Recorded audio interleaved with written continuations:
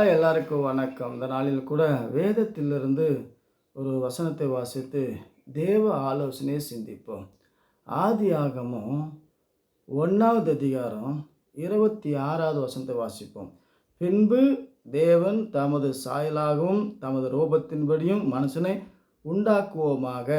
அவர்கள் சமுத்திரத்தின் மச்சங்களையும் ஆகாயத்து பறவைகளையும் மிருகச்சீவங்களையும் பூமி அனைத்தையும் பூமியின் மேல் ஊறும் சகல பிராணிகளும் ஆளக்கடவர்கள் என்றார்.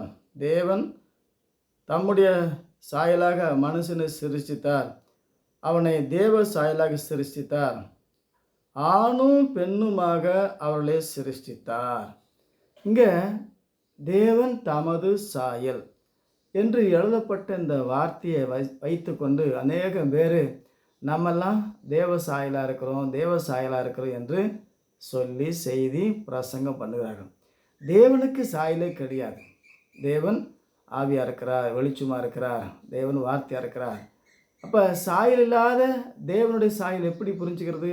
ஆணும் பெண்ணுமாக உண்டாக்கினார். தேவன் ஆணும் பெண்ணுமாக இருக்கிறாரா? இல்லை, தேவன் வார்த்தையாக இருக்கிறார். நமது சாயல் என்று சொல்லப்பட்ட அந்த வார்த்தையின் அர்த்தம் தேவன் தனக்குள்ளே தீர்மானித்த சாயல், அல்லது தனக்குள்ளே வரைந்து கொண்ட ஒரு சாயல், அல்லது தனக்குள்ளே தீர்மானம் பண்ண ஒரு சாயல். நாம் இந்த பூமியில் மாம்ச சாயல் ஆதாமே மண்ணிலிருந்து உருவாக்கினார், ஏவாளை எலும்பிலிருந்து உருவாக்கினார். அப்போ அங்கே தேவ சாயல் எங்கே வருது? தேவன் தனக்குள்ளே தீர்மானித்த ஒரு சாயல். மனுஷனை நம்முடைய பிரதிநிதியாய் இந்த பூமியில் நம்முடைய சாயலாக என்று சொல்லும்போது நம்முடைய சார்பாக இந்த பூமியை ஆளக்கடவார்கள். ஆகவே தேவ சாயலை நாம் இல்லை, தேவன் நமக்கு ஒரு சாயலை கொடுத்து இந்த பூமியில் நம்மளை ஆளும்படி வைத்தார். தேவன் 10,000 சிறந்தவர்.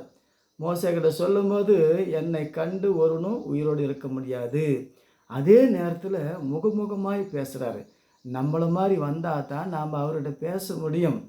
அவரை கண்டு உயிரோடு இருக்க முடியாது. ஏன்னா அவருடைய சாயல் மகிமின் சாயல்.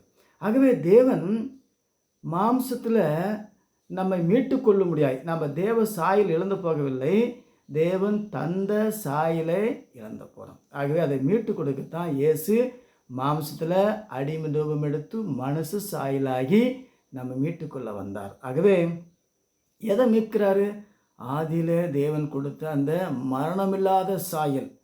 தேவன் நமக்கு அந்த சாயல் இழந்து போனோம், அதை மறுபடியும் தரத்தான் தேவன் நம்ம சாயலை வந்தார். நாம் தேவ சாயல் இல்லை. ஒவ்வொரு வார்த்தைக்கும் நேரடியான அர்த்தம் எடுத்துக்கொண்டால் நானே ஜீவ தண்ணி. அப்போ தண்ணியெல்லாம் தேவனாக இருக்கிறாரா? நானே வெளிச்சமெல்லாம் தேவனாக இருக்கிறாரா? நானே கண்மலை, தேவன் கண்மலையாக இருக்கிறாரா? நானே யூத ராஜசிங்கம், தேவன் சிங்கமாக இருக்கிறாரா? நானே தேவனுடைய வார்த்தையாக இருக்கிறாரு. அந்த வார்த்தையிலிருந்து பல டிசைன் வரும். தேவன் மகிமின் சாயல் இருக்கிறாரு, நாம் மாம்சத்துக்குரிய மண்ணுக்குரிய சாயல்.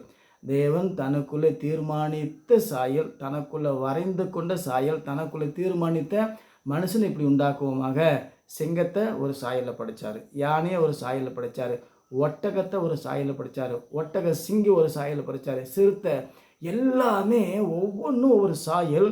இதை ஆளும்படி நம்ம சாயலை, நம்மை சார்ந்த ஒரு சாயல், நம்முடைய பிரதிநிதியாக இந்த பூமியில் மனுஷனை உண்டாக்குவோமாக. ஆகவே நம்ம தேவ சாயல் இல்லை, தேவனும் நம்ம சாயல் இல்லை. அவர் 10,000 சிறந்தவர். அவருடைய சாயல், அவருடைய ரூபம் வேறு. வானம் எனக்கு சிங்காசனம், பூமி எனக்கு பாதப்படி. அவர் எப்படி இருக்கிறாருன்னு அவரே சொல்கிறாரு.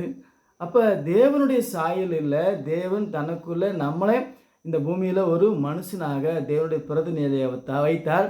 அந்த சாயலும் நம்ம இழந்து போனோம். சாத்தான் அவனுடைய சாயல் இழந்து போனால் வந்து நம்மையும் தேவ சாயல்னா தேவனை சார்ந்து வாழாதபடி அவனை சார்ந்து வாழும்படியாய் அந்த சாயல் எடுத்து போட்டான்.